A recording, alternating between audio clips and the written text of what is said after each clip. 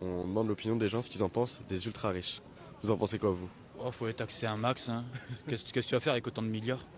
Ok. Parce que tu penses qu'ils sont pas déjà taxés? Bah, pas suffisamment. Bah, quand tu vois que des ultra riches, ils sont moins. Comment ça s'appelle? Ils payent moins d'impôts que genre des gens comme toi et moi. C'est archi faux. Les riches payent énormément d'impôts. Ils en payent même plus d'ailleurs que les pauvres. Alors en proportion des revenus, ça peut paraître important parce que tu te dis, celui qui gagne 100 000 euros par mois, il va lui en rester suffisamment si je lui prends la moitié. Pour autant, il faut dissocier deux choses. Il y a l'impôt personnel, mais il y a aussi l'impôt professionnel. L'entrepreneur lambda qui va générer 100 000 euros de chiffre d'affaires, ça lui a demandé beaucoup d'efforts, beaucoup de stress, mais aussi beaucoup plus d'audace que quelqu'un qui est salarié. Parce que oui, effectivement, entreprendre, c'est prendre un risque. Et le bénéfice de ce risque-là, c'est certainement le côté financier.